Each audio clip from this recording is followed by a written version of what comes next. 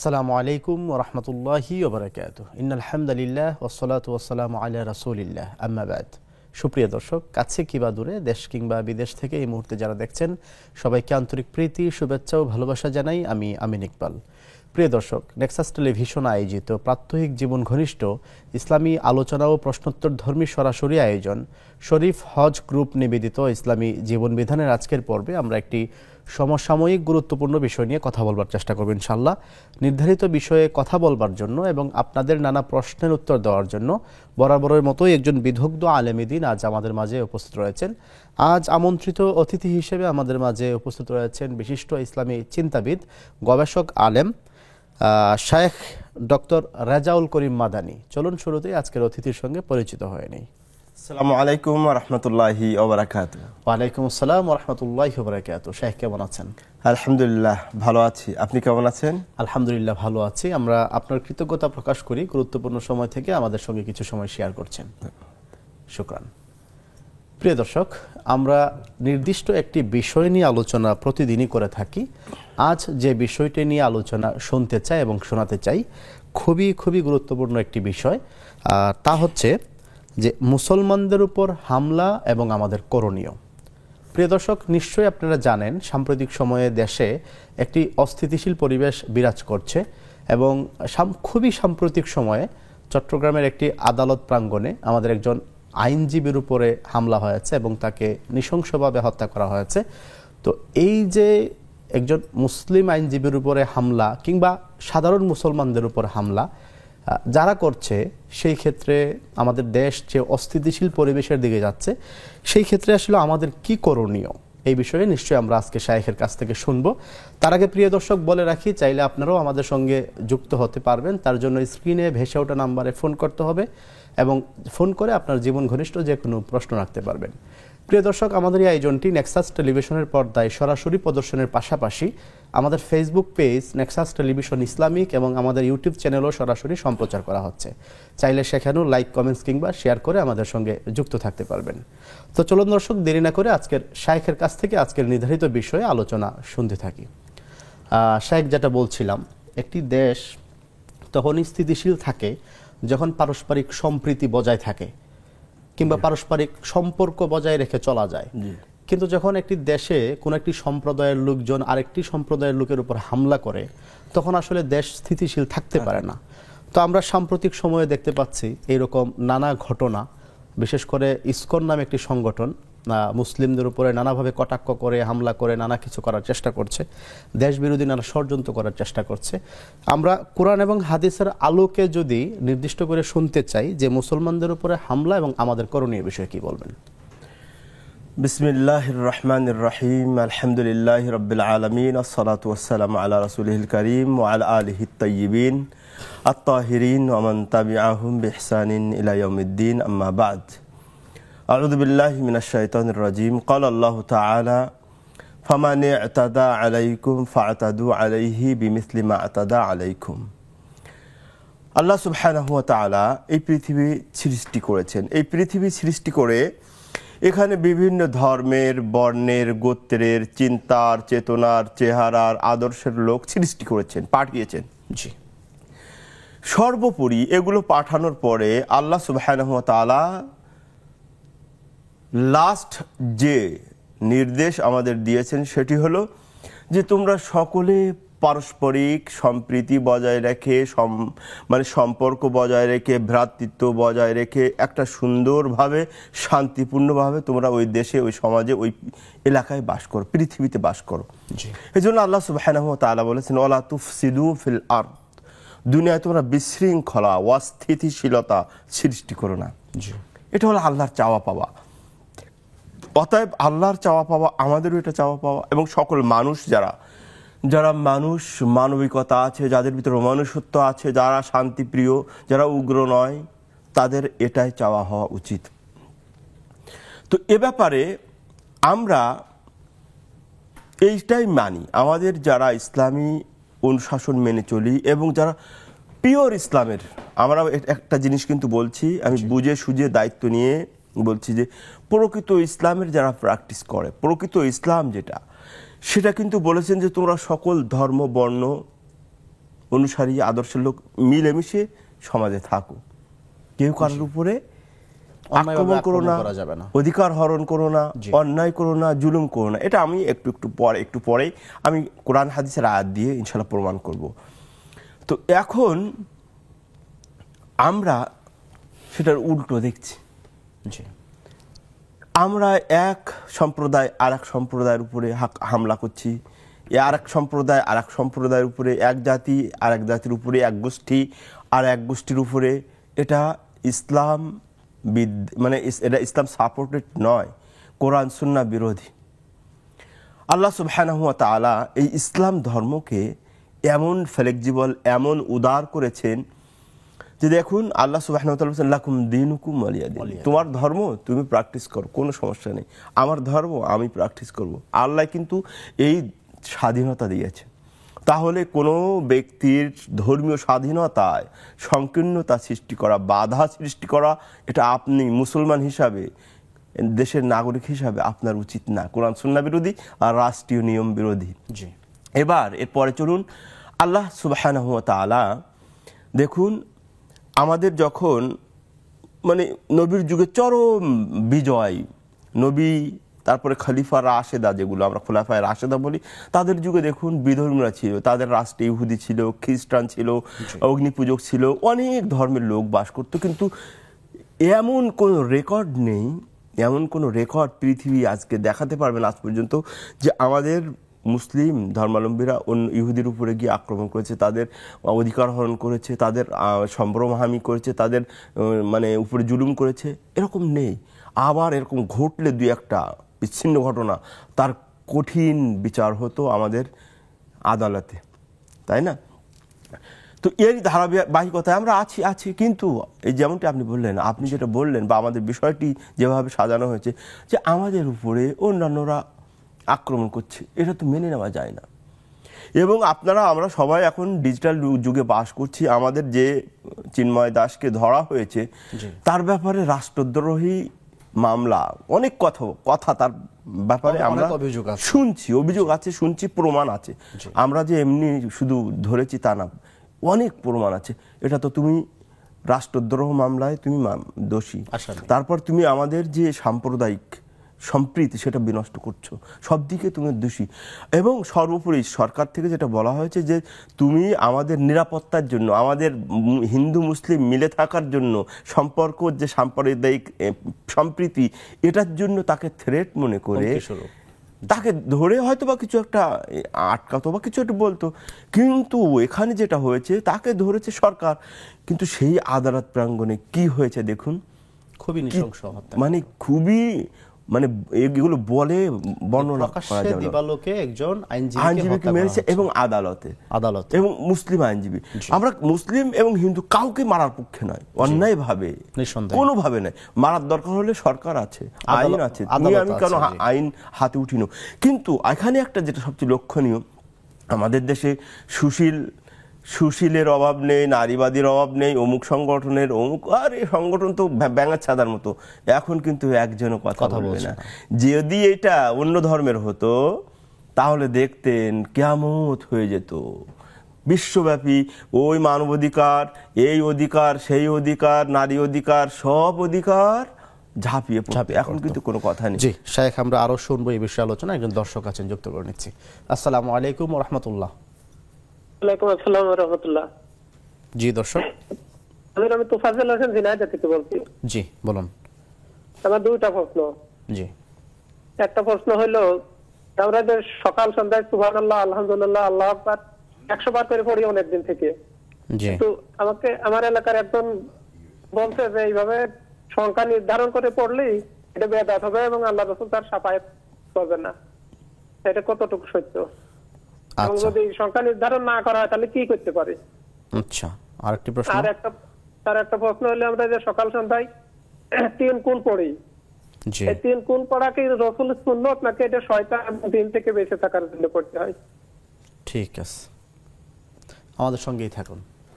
জি শেখ, যেমনটা বলছিলেন। তো যেটা বলতেছিলাম, আরেকজন দর্শক আছেন। দর্শক আসসালামু আলাইকুম ওয়া রাহমাতুল্লাহ। ওয়ালাইকুম আসসালাম ওয়া রাহমাতুল্লাহ। জি বলুন। হুজুর আমার একটা প্রশ্ন। জি, টেলিভিশনের ভলিউমটা কমিয়ে নেবেন।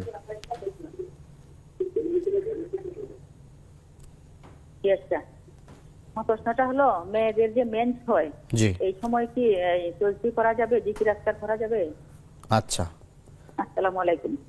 ওয়ালাইকুম আসসালাম। হ্যাঁ শেখ, যেমনটা বলছিলেন, আমি যদি এখানে আরেকটু যোগ করি যে বাংলাদেশে তো আসলে বহুদিন যাবৎ আমরা ধর্মীয় সম্প্রীতি বজায় রাখবার জন্য খুব চেষ্টা করছি। বিশেষ করে 5 তারিখে যখন আগস্টের সরকার পরিবর্তন হয়, তারপর কিন্তু আমরা মিডিয়ায় দেখেছি যে মাদ্রাসার ছাত্ররা মন্দির পাহারা দিচ্ছে, মুসলিমরা মন্দির পাহারা দিয়ে রাখছে সম্প্রীতি বজায় রাখবার জন্য। এখন এই হিন্দুদের দ্বারাই যদি মুসলিমরা আক্রান্ত হয়, তাহলে সেই মন্দির পাহারার দায়িত্ব কে নেবে? এখন বুঝুন, আমি কিন্তু এটা নিয়েও একটা যে দেশ টিভিতে আমার প্রশ্ন এসেছিল, আমি তখন কিন্তু এইভাবে আমি ঢালাওভাবে সাপোর্ট করিনি। কারণ কি, আল্লাহ সুবহানাহু ওয়া তাআলা বলেছেন যে যারা কি আল্লাযীনা আমানু আশাদ্দু আদাওয়াতান লিল্লাযীনা আমানুল ইয়াহুদা ওয়াল মুশরিকিন, মুসলিমদের সবসময় চিরশত্রু। আপনি মন্দির পাহারা দেন, তাদের ঘরে চাল ডাল সব পৌঁছিয়ে দিবেন, তারপরেও আল্লাহর কথা তো অসত্য হতে পারে না। বলছেন যে মুসলমানদের শত্রু হবে, সবচেয়ে বেশি শত্রু ইহুদি এবং এই অগ্নিপূজক যারা, মূর্তি পূজারী যারা, শিরিক করে যারা, তো তারা এটা হবেই। আপনি দিয়েছেন মন্দির পাহাড়, আর আপনার মসজিদ ভেঙে তার প্রতিদান দিচ্ছে। আপনি তাদেরকে সেভ করার জন্য মাদ্রাসার ছাত্ররা মন্দিরে যাওয়া চরম গর্হিত কাজ, সেখানে পর্যন্ত মানে পাহারা দিয়েছে কিসের জন্য? সাম্প্রদায়িক সম্প্রীতি, দেশ যাতে অস্থিতিশীল না হয়, আমার ভাইদের অধিকার, তাদের মন্দিরগুলো যাতে সেফ অ্যান্ড সিকিউর থাকে। আর আপনার কি প্রতিদান দিচ্ছে? তাহলে আপনি যতই করবেন কাজ হবে না। এটা হলো আল্লাহর কথা এক। দ্বিতীয়ত, এখন তারা এরকম আমাদের করেছে, আমরা এখন কি করতে পারি? এ ব্যাপারে আল্লাহ সুবহানাহু ওয়া তাআলা বলেছেন, ফামান ইয়াতাদা আলাইকুম ফাতাদু আলাইহি বিমিসলি মা আতাদা আলাইকুম। তোমাদের উপরে যদি অন্য কোনো লোক, সেটা মুসলিম হতে পারে, অন্য কোনো ধর্মের হতে পারে, বিধর্মী হতে পারে, যদি এই ধরনের অন্য কেউ আপনার উপরে আক্রমণ করে, অন্যায়ভাবে আঘাত করে, তাহলে তুমিও তার উপরে ঠিক ওই পরিমাণে আঘাত করতে পারবে, তার মানে অতিরিক্ত করা যাবে না। কিন্তু এখানে একটা শর্ত আছে, সেটা হচ্ছে মানে শরিয়াত সম্মত হতে হবে। এখন আপনি আমাকে মেরেছেন, আমি আপনাকে মারলাম, এবার এই নিয়ে তো মারামারি হয়ে যাবে। এবার উনি আপনার পক্ষ থেকে আসলো, আমার পক্ষ থেকে আসলো, তাহলে সমাজে চরম বিশৃঙ্খলা হবে। তাহলে সেটা শরিয়া পদ্ধতি কি?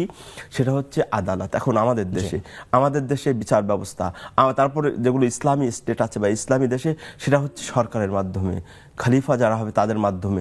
ওখানে আমরা উপস্থাপন করবে, আমাদের ওখানে বিচারক আছেন, আইনজীবী আছেন, তারা শুনে যার যতটুকু প্রাপ্য, যার যতটুকু সাজা প্রাপ্য, সেই ওনারাই ফয়সালা করবেন। কিন্তু আমরা নিজের আইন হাতে নিতে পারবো না। নিজে ওই যে বললাম যে আপনি আমাকে মেরেছেন, আমি আপনাকে মারবো, এভাবে মারলে দেশে বিশৃঙ্খলা সৃষ্টি হবে, সমাজে অশান্তি সৃষ্টি হবে, সমাজে বসবাস করা কঠিন হয়ে যাবে। জি শেখ, আমাদের কাছে যে প্রশ্নগুলো এসেছে আমরা একটু প্রশ্নের উত্তর দিয়ে নেই।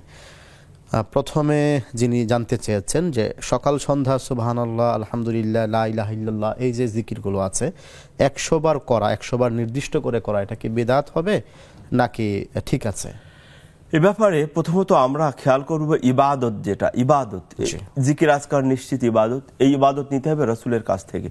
রাসূলুল্লাহ সাল্লাল্লাহু আলাইহি ওয়াসাল্লামের যে আমরা হাদিস পাই আবু দারদা থেকে, লা ইয়াজহালু লিসানাকা রাতবাম মিন যিকরিল্লাহ, নবী সাহাবীদের জিহ্বা জিকির আজকারে ভিজা থাকতেন, তাই না? তাহলে তারা কিন্তু ওই সন্ধ্যার সময় এই 100 বার এই নির্ধারণটা করেননি, ফিক্সড করেননি। তাহলে আপনি ফিক্সড করতে পারবো না, পড়তে থাকবেন যতবার ইচ্ছা। হ্যাঁ, ফিক্সড করবেন কোথায়? যেমন আল্লাহ নবী সাল্লাল্লাহু আলাইহি ওয়াসাল্লাম বলেছেন 5 ওয়াক্ত নামাজের পরে 33 বার ঘুম। যেখানে আল্লাহ নবী ফিক্সড করেছেন সেখানে আমরা ফিক্সড করব, ওই সংখ্যাটা ধরে থাকবো। আর যেখানে ফিক্সড করেনি, উন্মুক্ত রেখেছেন, সেখানে আমরা উন্মুক্ত রাখবো। জি শাইখ, একটা বিরতি নেওয়ার সময় হয়েছে। শিওর। প্রিয় দর্শক, আপনারা দেখছিলেন শরীফ হজ গ্রুপ নিবেদিত ইসলামী জীবন বিধান। একটি ছোট্ট বিরতি শেষে আবারও ফিরে আসছি, আমাদের সঙ্গেই থাকুন।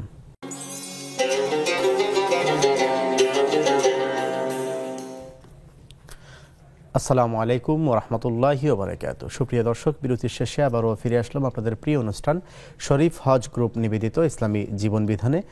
দর্শক, বিরতির পূর্বে আমরা শাইখের কাছ থেকে আলোচনা শুনছিলাম, একই সঙ্গে আপনাদের নানা প্রশ্নের উত্তরও শুনছিলাম। আমরা আবারও প্রশ্নের উত্তরে চলে যেতে চাই। তার আগে প্রিয় দর্শক বলে রাখি, স্ক্রিনে ভেসে ওঠা নাম্বারে ফোন করে জীবন ঘনিষ্ঠ যে কোনো প্রশ্ন রাখতে পারবেন। শাইখ, আমরা যে প্রশ্নগুলো পেয়েছিলাম, একজন জানতে চেয়েছিলেন যে সকাল সন্ধ্যায় 3 কুল পড়া, এটা কি সুন্নাহ নাকি শয়তানের আসর থেকে বেঁচে থাকবার জন্য পড়া হয়? প্রথমত সকাল সন্ধ্যা পড়ার ব্যাপারে সুন্নাহ বলবো না, কিন্তু আল্লাহ নবী পড়তেন কখন কখন, ঘুমের আগে পড়তেন। জি তাহলে এই জায়গায় সুন্নাহ হয়ে গেল, তাই না? জি আর অন্যান্য জায়গায় নামাজের পরে সবসময় 3 কুল প্রমাণিত না। জি 3 কুল এভাবে যেভাবে আমরা নিয়ম নীতি করে নিচ্ছি এভাবে প্রমাণিত না, কিন্তু ইখলাস পড়তেন, নাস, ফালাক ইত্যাদি এগুলো কি 3 সূরা পড়তেন। তো আল্লাহ নবী যেভাবে পড়তেন সেভাবে পড়বেন। কেন পড়বো? প্রথমত যেখানে সুন্নাহ মানে 3 বার প্রমাণিত সেটা সুন্নাহর জন্য পড়বো।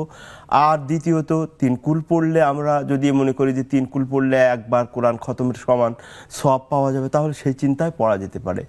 আবার এমনি তো সওয়াব আছে, এই সমস্ত চিন্তা চেতনা নিয়ে পড়া যাবে ইনশাআল্লাহ। জি আরেকজন জানতে চেয়েছিলেন যে মেয়েদের মিন্সের সময় তাসবিহ পড়া কিংবা দোয়া দুরূদ পড়া যাবে কিনা। অবশ্যই যাবে। মেয়েদের মিন্স হলে যেটা করা যাবে না, সেটা সরাসরি কোরআন স্পর্শ করে টাচ করে ধরে পড়তে পারবে না। এ ব্যাপারে আল্লাহ সুবহানাহু ওয়া তাআলা সূরা ওয়াকিয়ার ভিতরে বলেছেন, লা ইয়ামাসসুহু ইল্লাল মুতাহহারুন, পবিত্রতা ছাড়া কোরআনকে স্পর্শ করা যাবে না। তাহলে এটা তো কোরআন না, তাহলে তাসবিহ তাহলিল করা যাবে ইনশাআল্লাহ। জি একজন দর্শক আছেন। শিওর। আসসালামু আলাইকুম ওয়া রাহমাতুল্লাহ। ওয়ালাইকুম সালাম। জি দর্শক, আমার দুটো প্রশ্ন ছিল। জি আমার প্রথম প্রশ্ন, আমার বড় বোনের পেটে ক্যান্সার হয়েছে।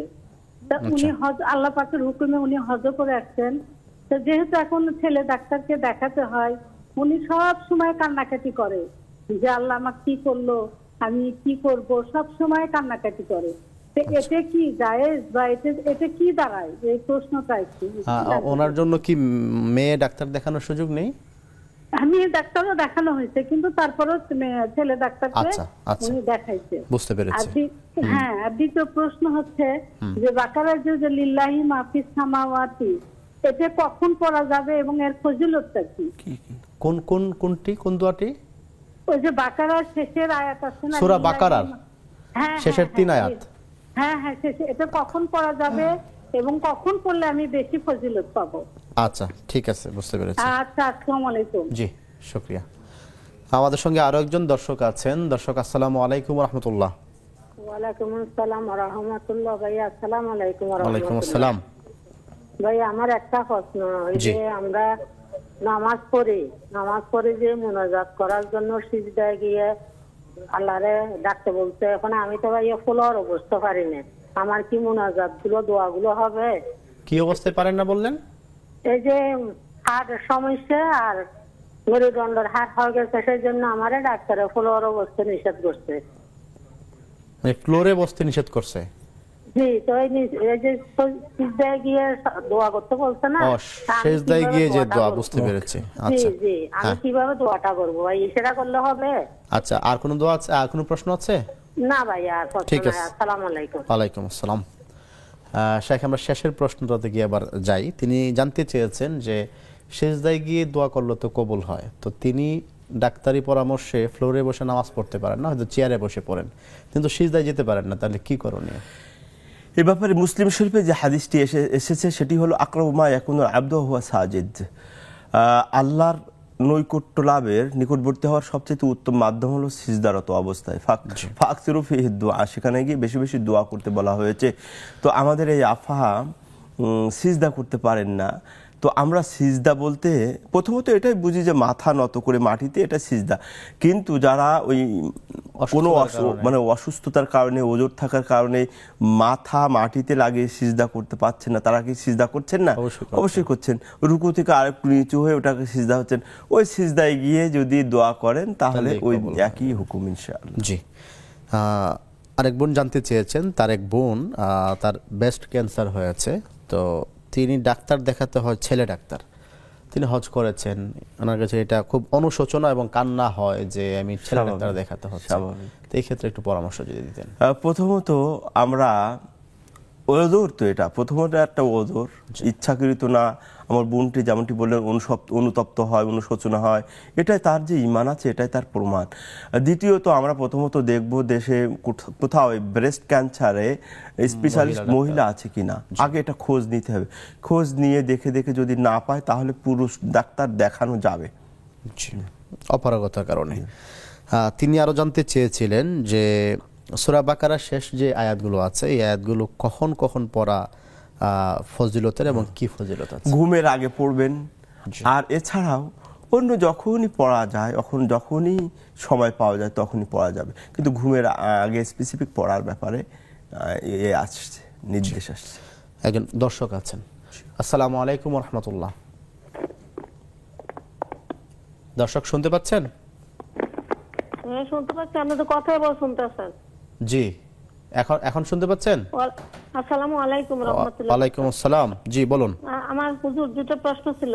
জি। আচ্ছা, আমার বাবা মা মারা গেছেন অনেক দিন হইছে, জি। এখন তো আমি তো আর কবরের কাছে জিয়ারত করতে পারবো না। জি বলুন,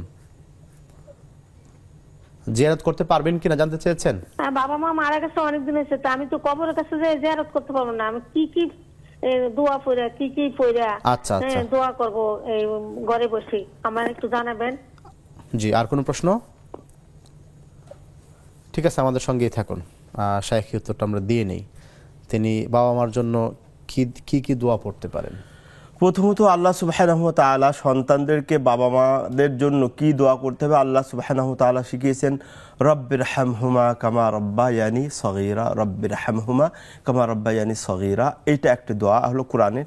তারপরে আমরা আরো দোয়া করতে পারি, যদি আরবিতে করতে চান, আল্লাহুম্মা গফির লাহুমা, হে আল্লাহ তুমি তাদেরকে ক্ষমা করো, ওয়ারহামহুমা তাদের উপরে রহম করো, ওয়াফু আনহুমা তাদেরকে নিরাপদে রাখো। এই ধরনের দোয়া করা যায়। এটা আরবিতে না পারলে এই বাংলা যেভাবে বললাম এভাবে করা যাবে।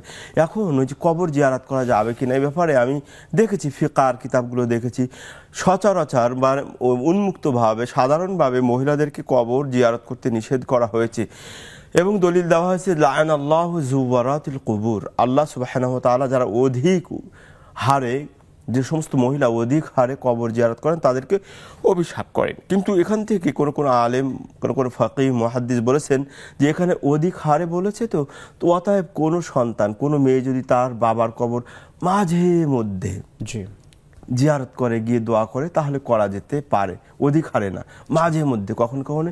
এটা আমি আলেমদের কোট করে বলছি, আমার ফতোয়া না। জি। একজন দর্শক যুক্ত আছেন। আসসালামু আলাইকুম ওয়া রাহমাতুল্লাহ। ওয়ালাইকুম আসসালাম রাহমাতুল্লাহি ওয়া বারাকাতুহু। জি দর্শক বলুন। আসসালামু আলাইকুম। জি ওয়ালাইকুম আসসালাম। জি, আমি বলতেছি মোহাম্মদ ইকরামুল হক। জি বলুন। বামনডাঙ্গা গাইবান্ধা থেকে বলতেছিলাম। জি। হুজুর আপনারা ভালো আছেন তো? আলহামদুলিল্লাহ, আপনি ভালো আছেন? আপনার প্রশ্নটি করবেন। জি আমি ভালো আছি আলহামদুলিল্লাহ। জি। আমার প্রশ্ন হচ্ছে হুজুর, একই প্রশ্ন হুজুর। হ্যাঁ, জি। অনেক আলেমে বলে এবং অনেক আলেমে বলে যায় না যায়, কিন্তু একটু জানতে চাই, অনেকে পান খায়, হ্যাঁ পান খায়, পান খায় মধ্যে জর্দা খায়, এটা নাকি না যায়, যায় না যায়? জর্দা জর্দা ঠিক আছে, আমাদের সঙ্গে থাকুন, বুঝতে পেরেছি। না যায়? জি শেখ, তিনি জানতে চেয়েছেন পানের সঙ্গে জর্দা খাওয়া জায়েজ নাকি না জায়েজ? পানের সাথে জর্দা খাওয়া যদি আমি মানে আল্লাহকে সামনে রেখে বলি তাহলে না যায় জি বলবো। হ্যাঁ, যদিও অনেকে বলেন এটাকে মাকরু, ওটাকে মাকরুহে তাহরিমি, মাকরুহে তানজিহি ইত্যাদি অনেক বলেন, কিন্তু জর্দা এটা যদি বিড়িতে যায় তাহলে হারাম হয়ে যাচ্ছে, সিগারেটে গিয়ে হারাম হয়ে যাচ্ছে, অমুক জায়গায় গিয়ে হারাম হয়ে যাচ্ছে। যখন পানে আসছে তখন আমরা এটাকে জায়েজ বলে দিচ্ছি। বিড়ি, সিগারেট এগুলো তো ওইগুলো দিয়েই তৈরি হয়, যে মানে পণ্য দিয়ে তৈরি হয় ওগুলো কিন্তু জর্দা ওইগুলো দিয়ে তৈরি হয়। হ্যাঁ, তো এই জন্য আমরা যে ইল্লাহ, এটাকে আমরা জানি এটা একটা মানে ফিকহি বিষয়, কোনো কিছু হারাম হওয়ার কারণ দেখতে হয় যে কি কারণে হারাম হলো। তো যে কারণে বিড়ি হারাম হলো, তো ওই একই কারণ যদি এই জর্দার ভিতরে থাকে তাহলে হারাম, আর যদি না থাকে তাহলে ওই যে মাকরু টাকরু হতে পারে। কিন্তু অধিকাংশ আলেম ওলামা ইদানিং বিশেষ করে হারামের পক্ষে। আর আমাদের দেশের কিছু কিছু বলেন যারা বিশেষ করে নিজের পিঠ বাঁচাতে, যারা জর্দা খায়, তো আমরা হুজুররা বাঁচাতে গিয়ে বলি এই মাকরু টাকরু, তো কিন্তু আসলে এটা হারাম হওয়াই যুক্তিযুক্ত, দলিল সম্মত। একজন জানতে চেয়েছেন যে জিকির সেটা মনে মনে পড়া যাবে নাকি পড়া যাবে না?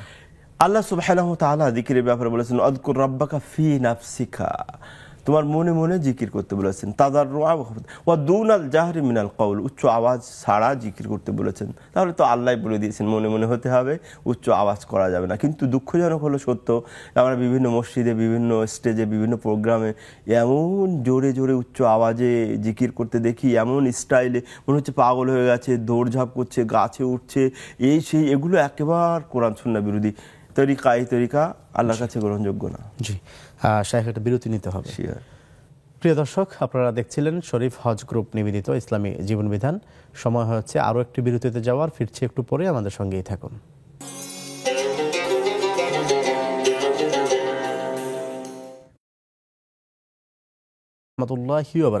সুপ্রিয় দর্শক, বিরতির শেষে আবারও ফিরে আসলাম আপনাদের প্রিয় অনুষ্ঠান শরীফ হজ গ্রুপ নিবেদিত ইসলামী জীবন বিধানে।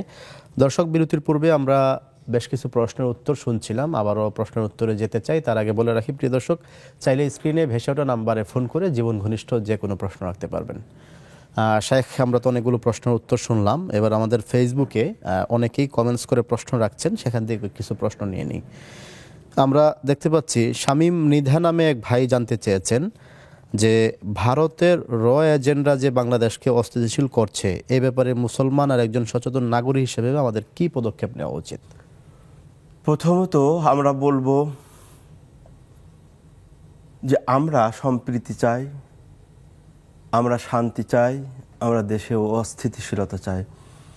তো আপনার শত্রু আপনাকে যদি পরীক্ষা করে, তাহলে আপনার উচিত, আমার উচিত হলো পরীক্ষায় পাশ করা, ফেল না করা, তাদের ফাঁদ এড়িয়ে চলা, ফাঁদে পা না দেওয়া।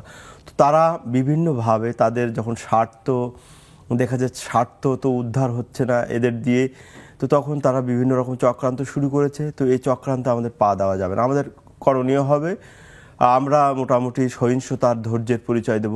আমরা ফিতনা ফাসাদ সাম্প্রদায়িক দাঙ্গায় জড়িয়ে পড়ব না। আমাদের দর্শক শ্রোতাদেরকে আমরা সবিনয় অনুরোধ করব, কারণ এতে আমাদের লাভের চাইতে ক্ষতি বেশি হবে। যারা লাভ চাইছে তাদের লাভই হয়ে যাবে, তাদের লাভ করতে দেওয়া আমাদের চালাকি বা আমাদের বোকার মতো কাজ হবে, এটা একটা। আর দ্বিতীয়ত, আমাদের ভাইদের মেরেছে, আমাদের এই করছে, তার জন্য আমরা সরকারকে ইনফর্ম করতে পারি, আমাদের সরকারকে চাপ সৃষ্টি করে সরকারিভাবে এটা নেগোসিয়েশনে বা সলিউশনে যেতে হবে।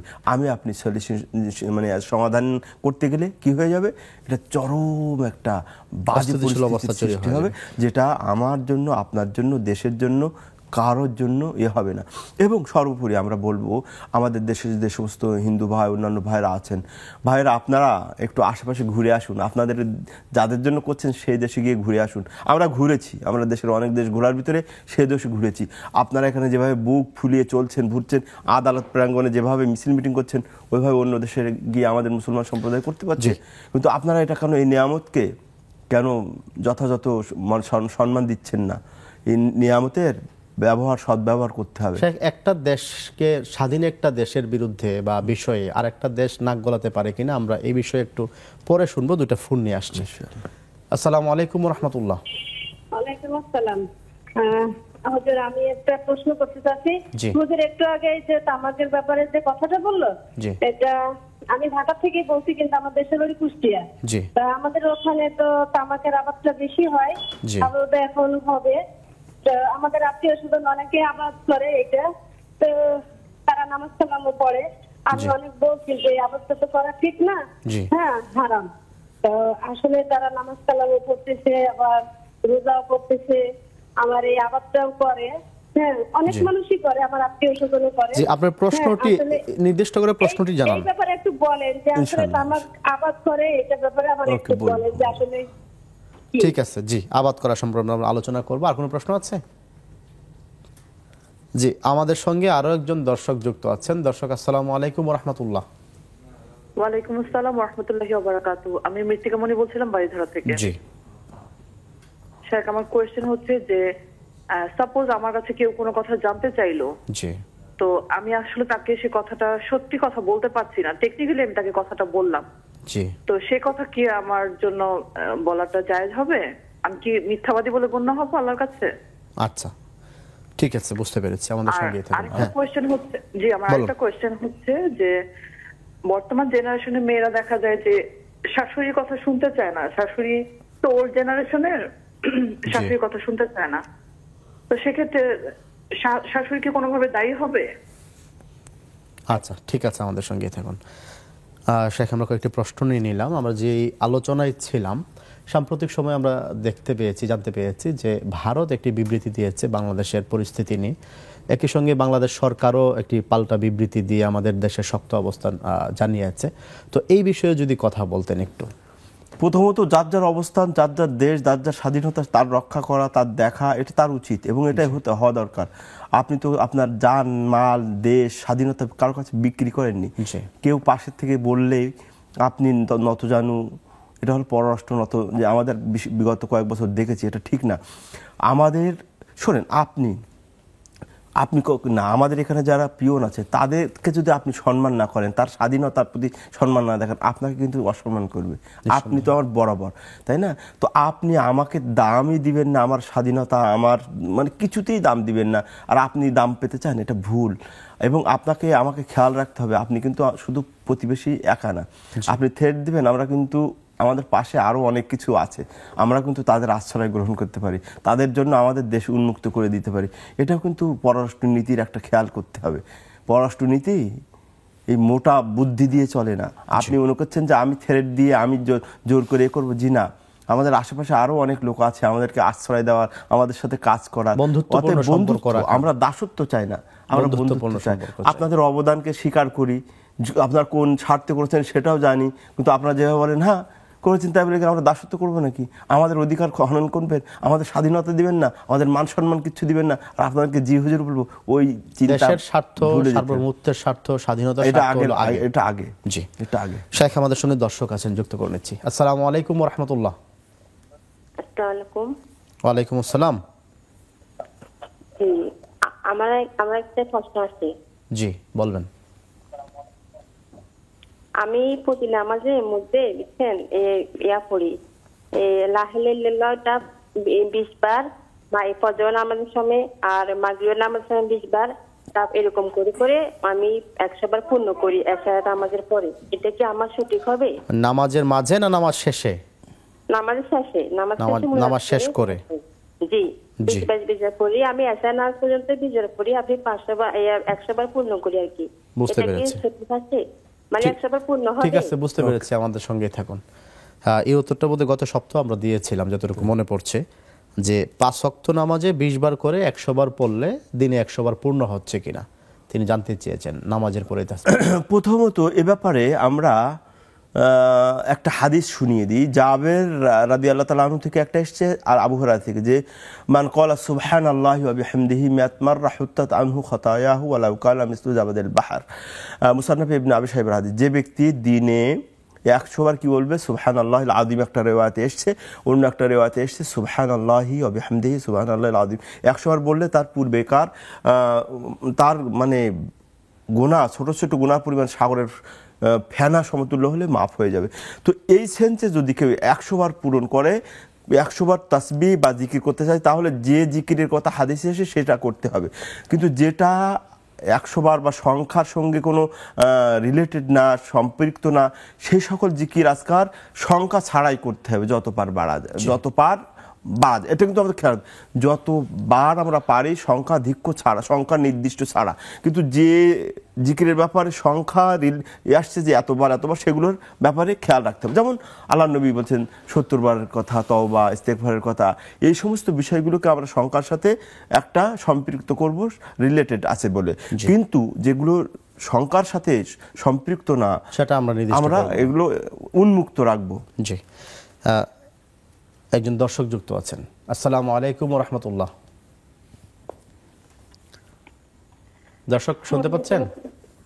হ্যাঁ হুজুর, জি বলুন। আমি প্রশ্ন করতে চাইছিলাম যে আমরা যে সুন্নত 4 রাকাত বা ফরজ 4 রাকাত নামাজ পড়ি, এর মধ্যে দরুদ শরীফ আছে, জি মানে আত্তাহিয়াতু, মাঝে মাঝে আত্তাহিয়াতু পড়তে ভুলে যাই, মানে ভুলে যাই বলতে মাঝে ওঠার পরে মনে হচ্ছে যে পড়ছি না পড়ি না, এরকম অবস্থা। তো ওইটা যদি আমি মানে ভুলে যাই তাহলে আমার নামাজটা কি হবে? না 4 রাকাত বিশিষ্ট নামাজে দ্বিতীয় রাকাত শেষে আত্তাহিয়াতু পড়লেন কিনা, বৈঠক করলেন কিনা, এটাই প্রশ্ন নাকি? হ্যাঁ, আমি মাঝে মাঝে মানে ভুলে যাই যে আমি বলছি না। বুঝতে পেরেছি। জি, আমাদের সঙ্গেই থাকুন। শেখ, বেশ কিছু প্রশ্ন জমেছে আমাদের, আমরা ফেসবুক থেকে আর 2-1টি প্রশ্ন নিয়ে নিই, তারপর আবার ফোনের প্রশ্নে আসবো। হাসান আল বান্না নামক একজন জানতে চেয়েছেন যে কর্জে হাসানার ভিত্তিতে অর্থ প্রদান করলে তা সঠিক সময়ে পরিশোধ করে না, অবহেলা করে, এর থেকে পরিত্রাণের উপায় কি? তিনি আবার এটাও বলছেন, একই ব্যক্তি ব্যাংক কিংবা এনজিও থেকে সুদের ভিত্তিতে নিলে সেই টাকা ঠিক সময় পরিশোধ করে দিচ্ছে। এ ব্যাপারে আমার যথেষ্ট অভিজ্ঞতা আছে। বিশেষ করে আমি 2 জায়গায় দিয়ে বিশাল ধরা খেয়ে আছি অনেকদিন আগে। এই জন্য কার্জে হাসানা খুবই সওয়াবের কাজ। তো এখন এই কার্জে হাসানা দিতে হবে এবং সাথে সাথে এই নিয়ত করতে হবে যে আপনি এটা পাবেন না, এই নিয়ত করে দিতে হবে। হ্যাঁ, তো যদি পান আলহামদুলিল্লাহ, তা না হলে চরম তিক্ততা সৃষ্টি হয়, চরম সম্পর্কের অবনতি হয় এবং ঝামেলা হয়ে যায়। এক আর এখন মানুষও হয়ে গেছে এরকম, এই জন্য কার্জে হাসানা দিতে পারলে ভালো, কিন্তু দান সৎকা এতে দিতে হবে। আর পাইলাম, না পাইলে নাই, এরকম চিন্তা চেতনে দিতে হবে। তা নাহলে আপনি প্রপার টাইমে ফেরত দেবে, এটা কোটিতে 2-1 পাওয়া যায়। ওই যে বলল সুদ ঘুষ ঠিক মতো দিচ্ছে, কিন্তু এই জন্য যদি আপনার সমস্যা হয় দিয়েন না। জি, শাইখ একটা ব্রেক নিতে হবে। প্রিয় দর্শক, আমরা এতক্ষণ দেখছিলাম শরীফ হজ গ্রুপ নিবেদিত ইসলামী জীবন বিধান। অনুষ্ঠানের সর্বশেষ বিরতি নিতে হচ্ছে, একটু পরে ফিরবো, আমাদের সঙ্গেই থাকুন।